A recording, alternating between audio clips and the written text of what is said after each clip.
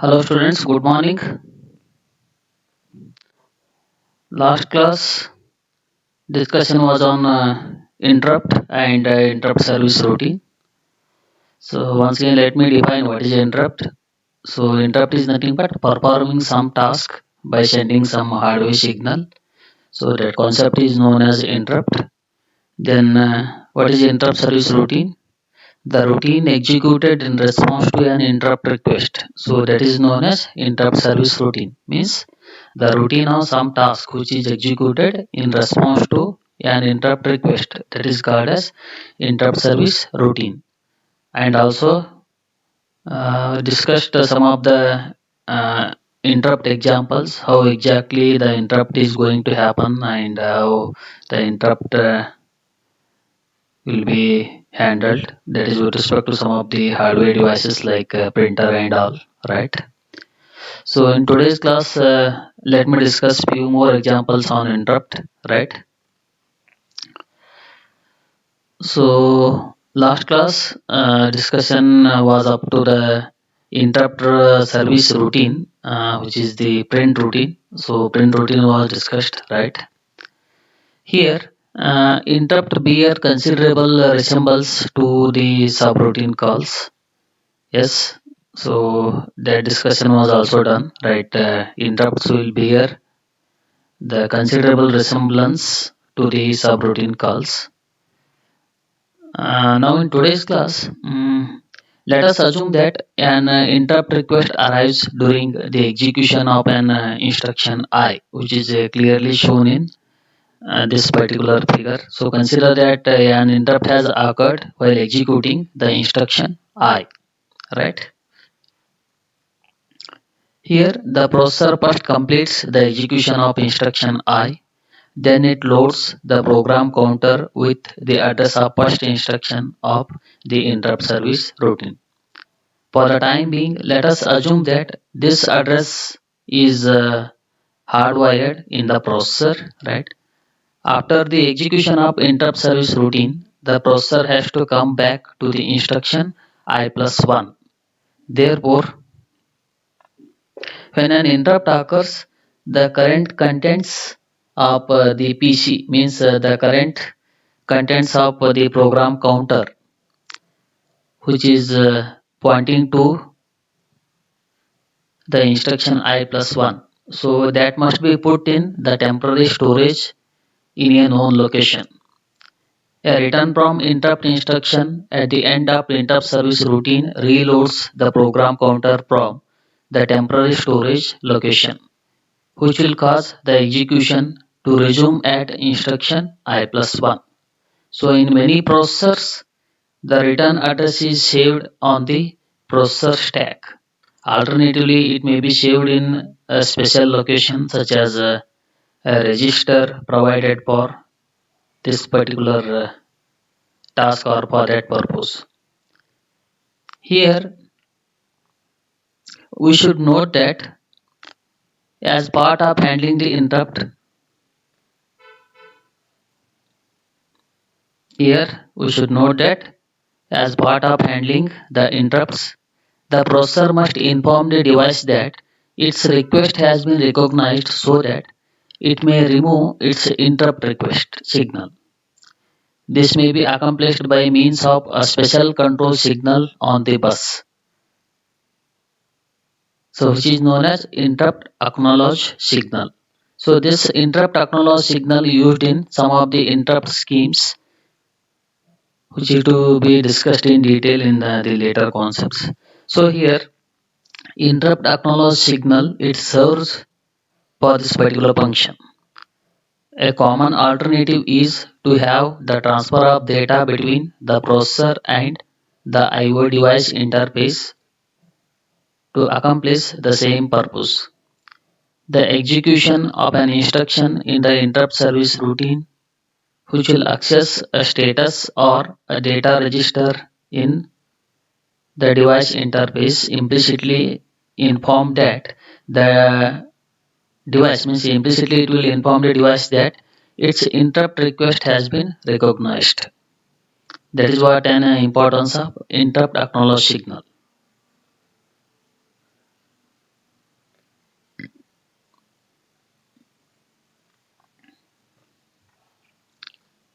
So far, the treatment of an interrupt service routine is very similar to that of a subroutine. An important information from this uh, similarity should be noted here. A subroutine performs a function which is required by the program from which it is called. However, the interrupt service routine may not have anything in common with the program being executed at the time the interrupt request is received. In fact, the two programs belong to different users here, right? Therefore, before starting the execution of the interrupt service routine, any information that may be altered during the execution of that routine must be saved. This is important. So, this information must be restored before execution of the interrupted program is resumed. In this way, the original program can continue execution without being affected by any interruptions or any sort of interruption, except for the time delay. The information that needs to be saved and restored typically include the condition code flags and the contents of any registers used by both the interrupted program and the interrupt service routine.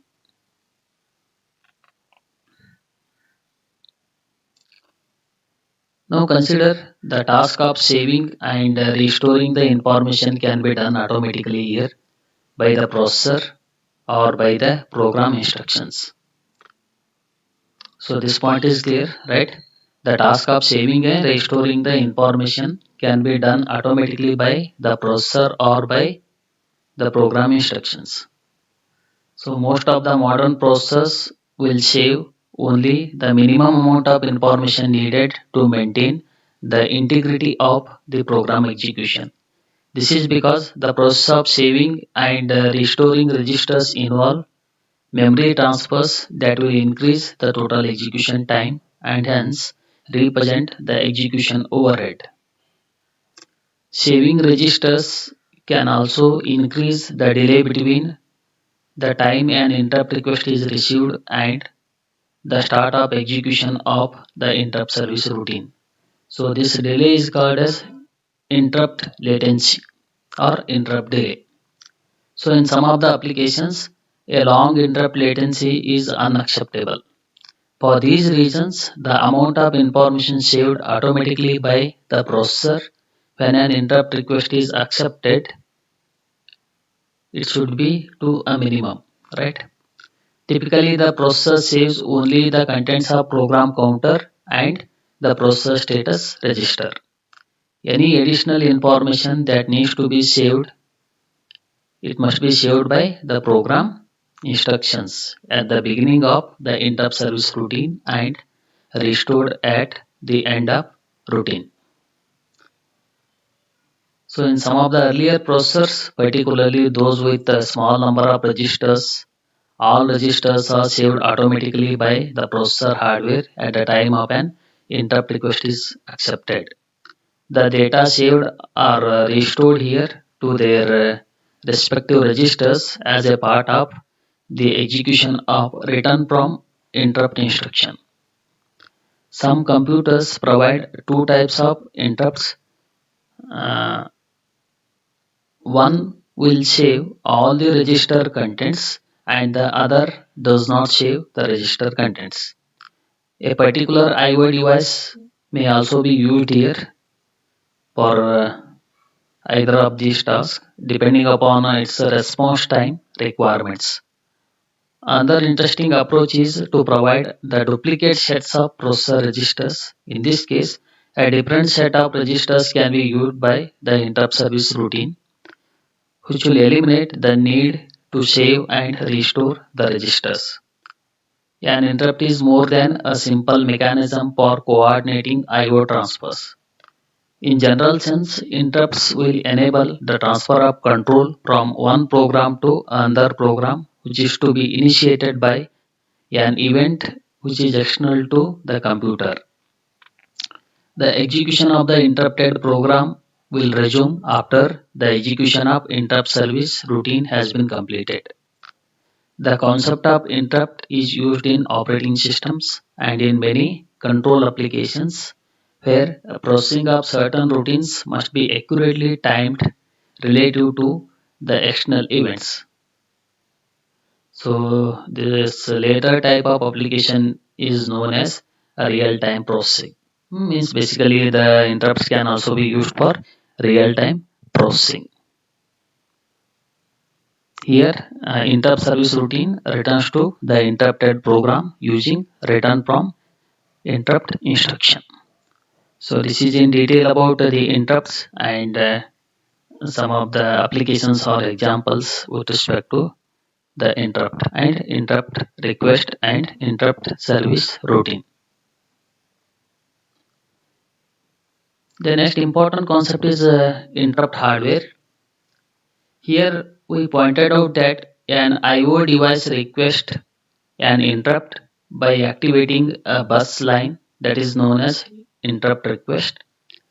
Most of the computers are likely to have several I/O devices that can request an interrupt. A single interrupt request line may be used to serve end devices, which is clearly shown in this particular figure. So in this figure, as you can see,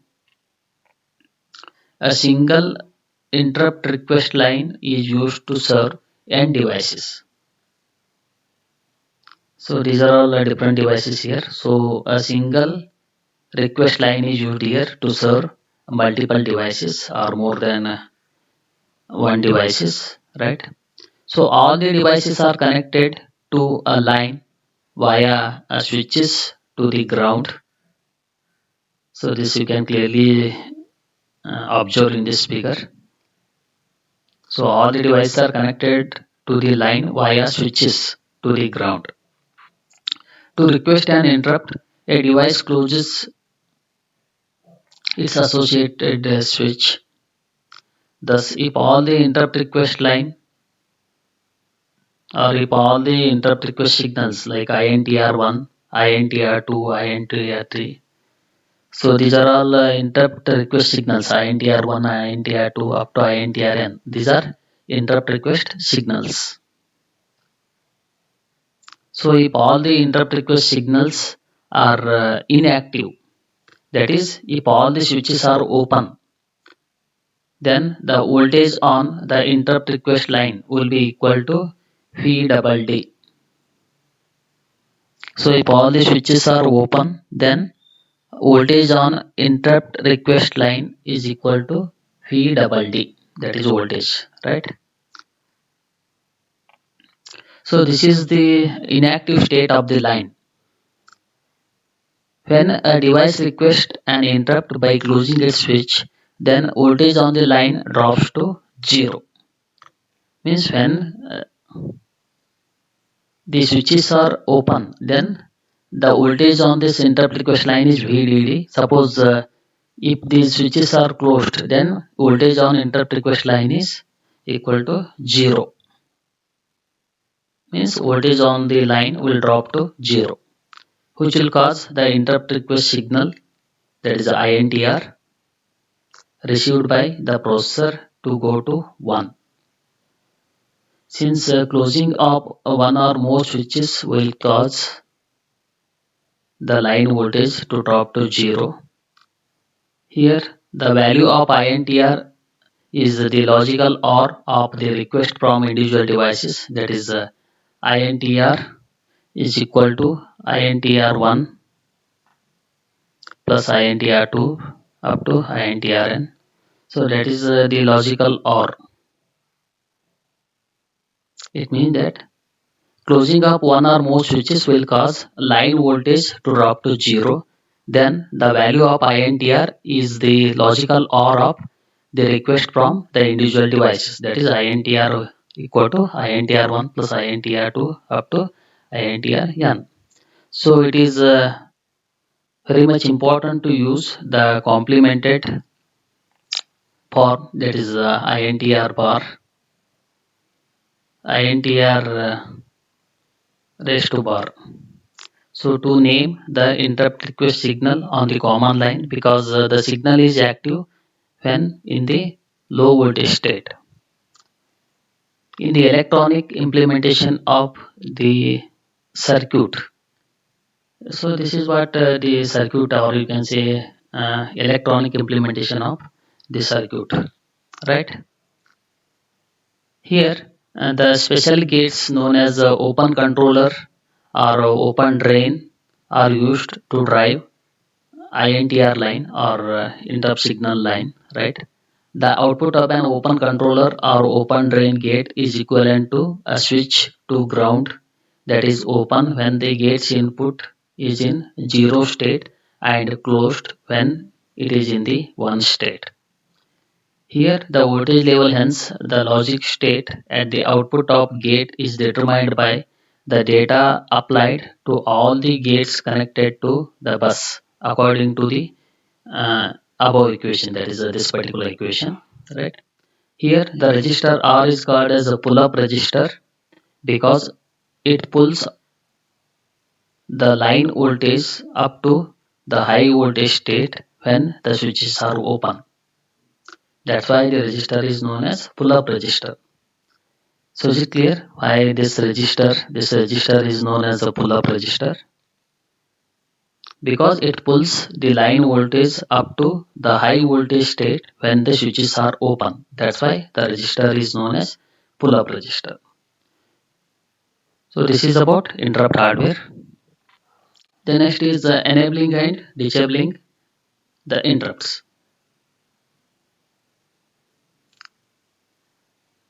So the facilities which are provided in a computer that must give the programmer complete control over the events that take place during the program execution.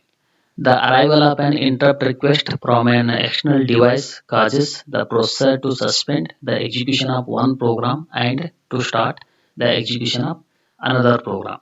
Because the interrupts can arrive at any time, so they may alter the sequence of events from that which are implemented by the programmer. Hence, the interruption of program execution must be carefully controlled here. A fundamental facility which is found in all the computers is the ability to enable and disable such interruptions as desired. So we'll now examine this and related facility in with respect to some details, right?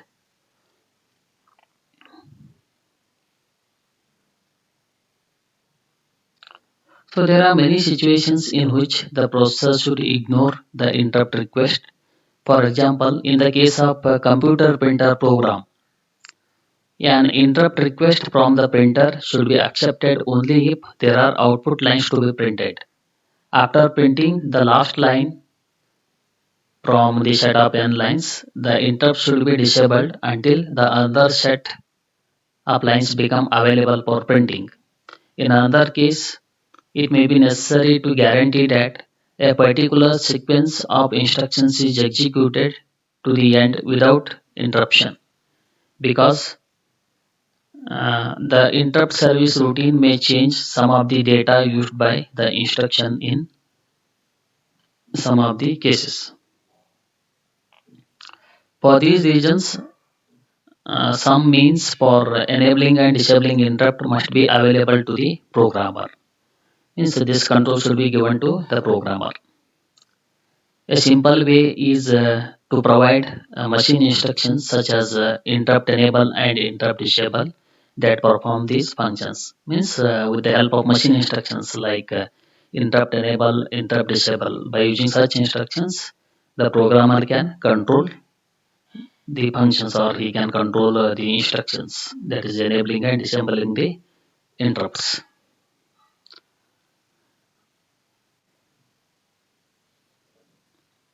Now let us consider in detail the specific use of a single interrupt request from one device. When a device activates the interrupt request signal, it keeps this signal activated until it learns that the processor has accepted its request. This means that the interrupt request signal will be active during the execution of the interrupt service routine. Perhaps until an instruction is reached that accessing the device is important.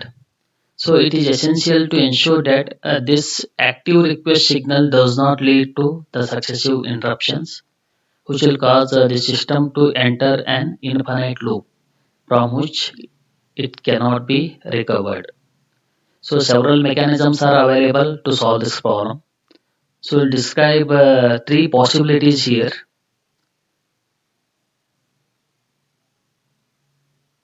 So the other schemes that can handle more than one interrupt device will be discussing in the later classes.